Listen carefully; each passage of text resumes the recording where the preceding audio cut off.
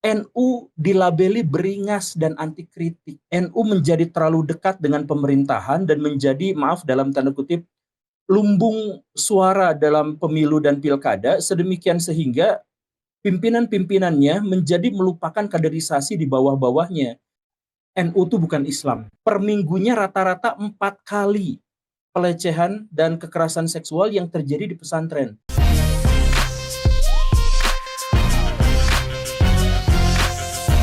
Terima kasih kesempatannya, Kiai. Ya, saya tidak tahu apakah video ini diunggah lebih dulu daripada video saya atau tidak, tapi saya sempat bikin video yang Hmm. menegaskan bahwa NU itu bukan Islam. Hmm. NU itu ormas Islam. Ya.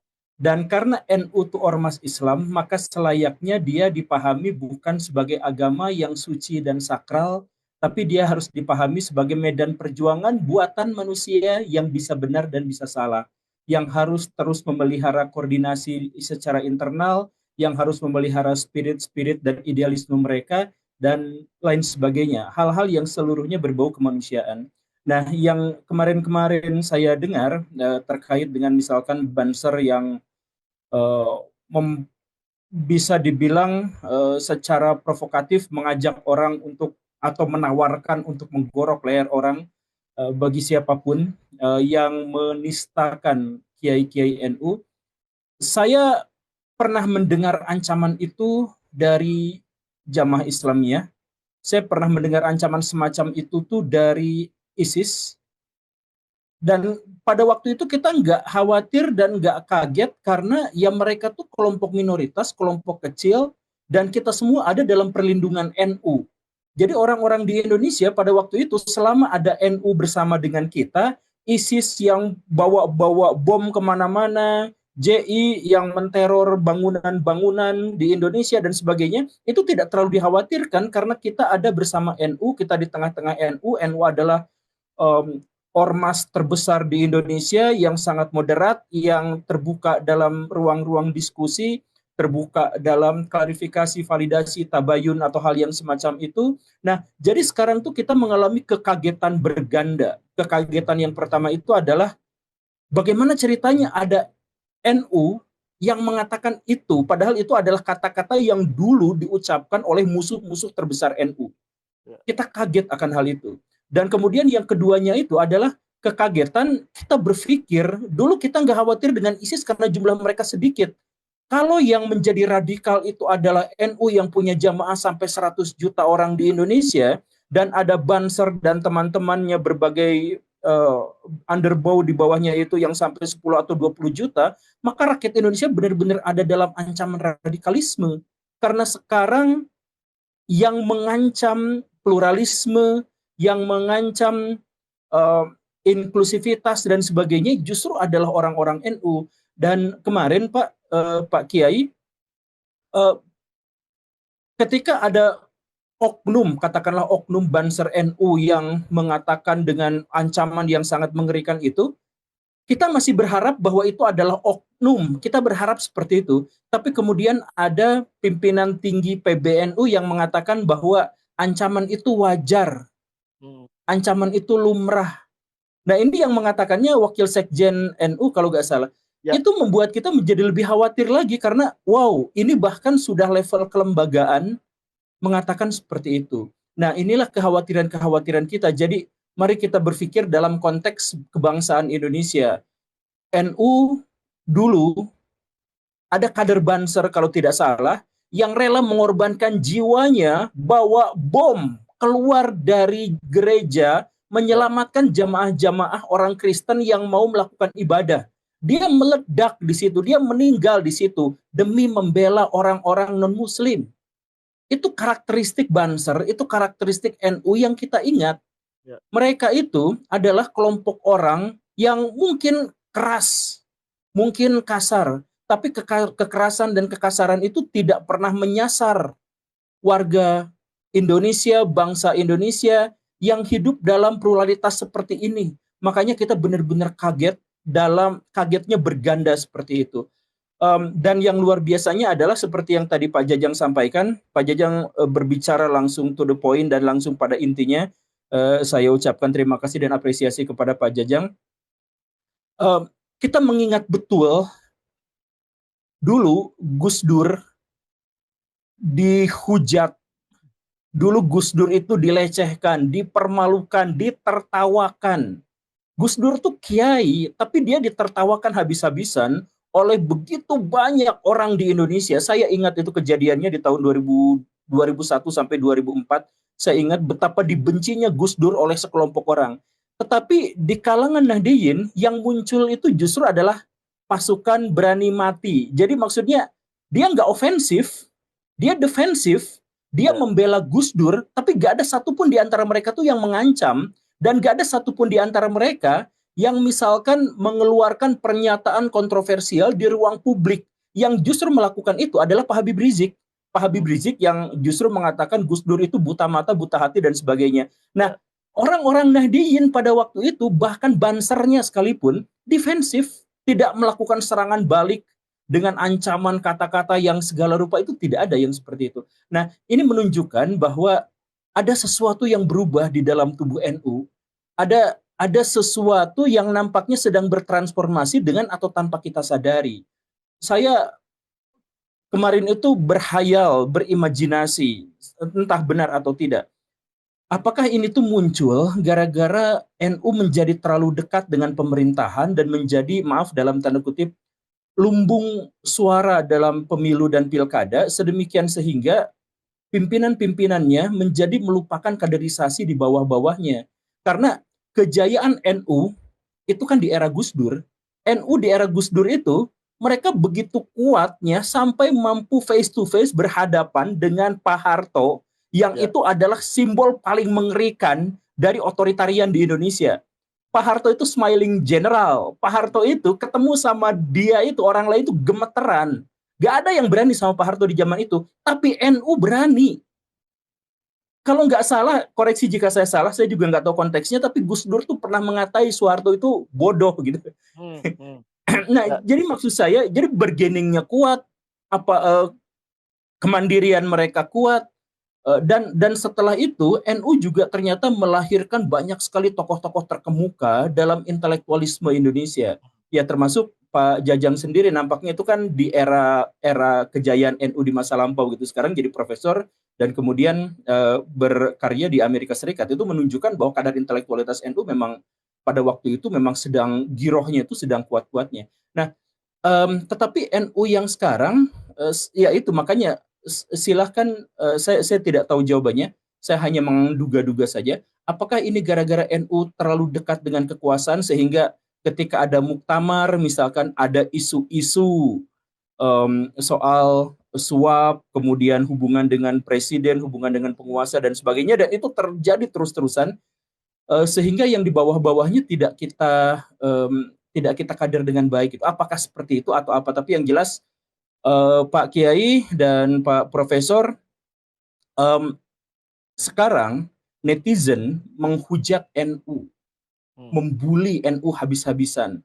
Bahkan ketika 2 hari yang lalu, saya ingat ada gerakan media di mana media-media di Indonesia itu menampilkan semuanya tentang berita-berita baik soal pesantren gitu.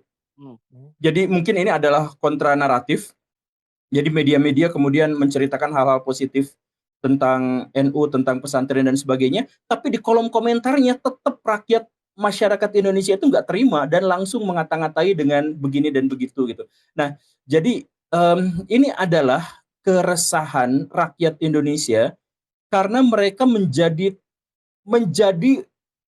takut dan khawatir karena siapa yang dulu melindungi mereka, siapa yang melindungi ide dan gagasan mereka, siapa yang melindungi toleransi, inklusivitas mereka, siapa yang melindungi kalangan minoritas di Indonesia, sekarang adalah kelompok yang justru mengancam rakyat Indonesia. Makanya saya ingin menyampaikan, betapapun termasuk saya mohon maaf, saya mendapatkan bullying, persekusi yang cukup kuat di media, sampai ada di level yang bukan hanya main di media sosial, tapi masuk ke ruang-ruang domestik saya. Saya mengalami yang seperti itu. Nah, dan saya melihat bahwa teman-teman saya yang seperti itu juga, iya begitu. ada seorang influencer dengan jutaan pengikut, dan dia dicintai sekali luar biasa oleh para pendukungnya, tetapi dia mengatakan, wah, sekarang masalahnya sudah berat, sekarang kita mundur aja pelan-pelan karena yang kita hadapi sekarang menjadi beringas. Pertanyaan saya adalah, sejak kapan, sejak tahun berapa, sejak dekade yang mana NU dilabeli beringas dan anti kritik? Ini harus kita akhiri sekarang juga, please, kita harus selesaikan ini. Bukan hanya untuk kepentingan bangsa Indonesia, tapi juga untuk kepentingan NU. Jadi kita berharap bahwa NU itu menjadi pengayom sama seperti dulu, NU maju dengan kalangan intelektualitas yang luar biasa, dan NU berkontribusi terhadap bangsa bukan hanya sebagai ladang suara dalam pilkada dan pemilu, tetapi karena mereka benar-benar memberikan sumber daya manusia mereka kepada bangsa Indonesia. Itu keluhan saya saja. Kenapa seperti ini terjadi di NU? Kok ada perubahan itu tadi? Ini saya pikir, saya mohon maaf ya, tapi saya pikir ini jatuhnya sudah asobia, sudah fanatik ke dalam golongan. Jadi fanatik ke dalam golongan itu adalah salah satu perbuatan yang dibenci sama Nabi kan. Jadi Nabi itu bilang mereka tuh di luar kelompok kami, dan bahwa mereka itu menjijikkan. Orang-orang yang asobiah itu adalah orang yang mereka marah karena golongan, mereka marah karena kelompok, bahkan mereka bertempur itu juga demi panji-panji kelompok. Nah, itu sudah asobiah. Jadi seperti yang tadi disampaikan di awal, kalau misalkan mereka mencintai agama Islam dan mereka adalah representasi dari agama Islam, maka mereka marah ketika korupsi merajalela di Indonesia. Mereka marah ketika kecabulan terjadi di lembaga pendidikan. Mereka marah ketika ada pimpinan-pimpinan mereka justru yang nampak berkolaborasi dengan musuh-musuh Islam atau musuh-musuh kaum muslimin misalkan. Tapi itu semua tidak terjadi. Yang mereka marah dan mereka menghalalkan darah manusia itu justru adalah ketika kiai atau pimpinan mereka itu dianggap dilecehkan. Nah, bisa nggak kita misalkan mengubah fanatisme yang sangat kuat itu menjadi fanatisme yang kembali ke track Nahdlatul Ulama gitu. Jadi maksudnya mereka bayangkan ada sekian juta, tadi dikatakan ada 7 juta Banser NU. 7 juta Banser NU itu bukan menggeruduk orang-orang yang berseberangan dengan NU, tapi membantu Presiden Indonesia untuk melawan korupsi, ngegeruduk para koruptor misalkan seperti itu. Menggeruduk judol yang ke Kamboja datang bareng-bareng, itu justru akan menjadi sebuah pemandangan epik yang sangat-sangat dirindukan oleh masyarakat Indonesia. Masyarakat Indonesia itu benci luar biasa sama koruptor. Nah, dengan 7 juta kekuatan itu, misalkan mereka kalau misalkan mau dan kalau misalkan mereka bisa diarahkan ya, mereka bisa diarahkan untuk menjadi fanatik. Itu bukan fanatik kepada golongan, tetapi fanatik itu fanatik kepada kebenaran, fanatik anti kemaksiatan, dan seterusnya. Termasuk juga ini fanatik dalam berjihad untuk menyelesaikan masalah-masalah internal. Seperti tadi disinggung oleh Pak Jajang, Menteri Agama kita yang juga kebetulan berasal dari NU, itu kan mengatakan bahwa kasus kekerasan seksual di pesantren itu dibesar-besarkan oleh media. Padahal faktanya tidak seperti itu, Pak. Jadi saya ada data dari Jaringan Pemantau Pendidikan Indonesia. Mereka menyebutkan bahwa dari bulan Januari sampai bulan Juni tahun 2015 itu ada 130 kali laporan pelecehan seksual, kekerasan seksual di pesantren. Nah, 130 itu yang dilaporkan, dan tentu saja jumlahnya pelaporan itu kadang satu tapi kadang lebih dari satu. Nah, artinya apa? Artinya dalam 1 minggu itu ada 4 kali, Pak, di pesantren itu. Jadi rata-rata kalau 130 per 6 bulan itu kan berarti per minggunya rata-rata 4 kali pelecehan dan kekerasan seksual yang terjadi di pesantren. Bayangkan seandainya NU fanatik kepada NU-nya dan fanatik kepada anti kemaksiatannya, maka saya yakin angka itu bisa dihajar, bisa dihilangkan, karena orang-orang kemudian bukannya mencari-cari media mana yang memberitakan, bukan. Tapi mereka mencari-cari siapa yang tega-teganya menjelek-jelekan NU dengan melakukan aktivitas seksual menyimpang di pesantren. Pesantren itu identik dengan NU, pesantren identik dengan Islam. Siapapun yang melakukan pelecehan seksual di pesantren berarti mengkhianati NU dan mengkhianati Islam. Maka saya harus melawan mereka, bukan melawan media yang memberitakan itu. Ya.